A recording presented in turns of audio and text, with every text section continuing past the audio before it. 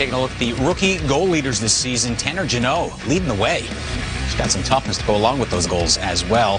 Tied for the league lead in fights with 6. So getting it done offensively as well as with the mitts. Lucas Raymond, Trevor Zegras, Dawson Mercer, and Jonathan Dolan rounding out the top 5. So let's do a little Calder talk right now. At this point, what would your ballot look like? Who are your top 5 rookies in order of importance right now? Okay, let's keep in mind we're not past the halfway point, so a lot could change. But right now, for the play that players have given us and kind of projecting how I think it'll finish, you can see my top 5, starting with the player I would have winning the Calder Trophy, Trevor Zegras.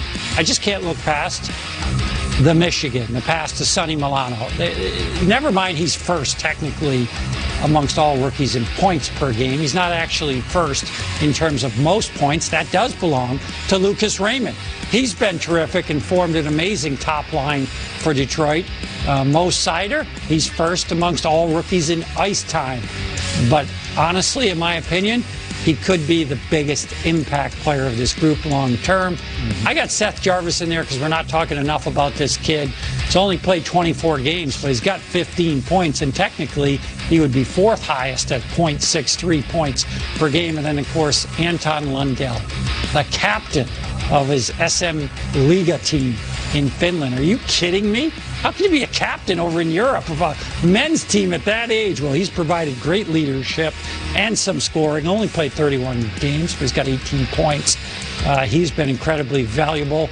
I could go on and on and on. There's that many great rookies this year, but those guys have really stood out for me. You mentioned the Michigan with respect to Zegras, and not coincidentally, I mean, honestly, his game has taken a different trajectory since that moment. Plays 100%. With the kind of confidence that, you know, having executed on a really unique, really creative play, it has added to his game without question. And in my estimation, you know, I would have had him, you know, shaded a little further down that list if I was asked this a while ago, but he's really narrowed the gap since that time, in my estimation. This is a guy that's really, the future looks bright for the Anaheim Ducks. Zegras has, in my expectation, he's exceeded expectations.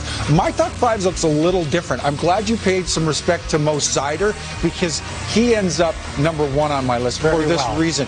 I don't think a defender should have to have forward-like numbers to appear, you know, above the rest of the field by virtue of his position. And to me, again, I made this point earlier on our air, this kid is unique. He's really dynamic. Rarely do we say, lots, that a defender has the ability to beat other players, other skaters, one-on-one. We're seeing him do this on nearly a night-to-night basis. He's got an inside-outside move that has just completely fooled other NHLers out there. Zegras, in my estimation, really, again, has moved himself up this ladder. I would have had Lucas Raymond. If you'd asked me this this question a month ago, I'd have probably had Lucas Raymond at the top of the field.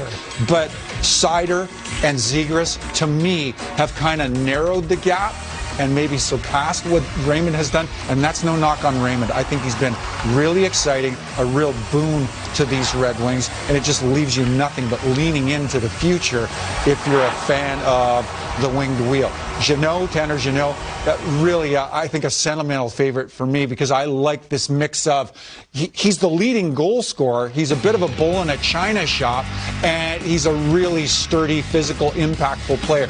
J-Mo, to your point, leading the NHL in fighting majors. Not that we condone that kind of thing. Part of the game, no?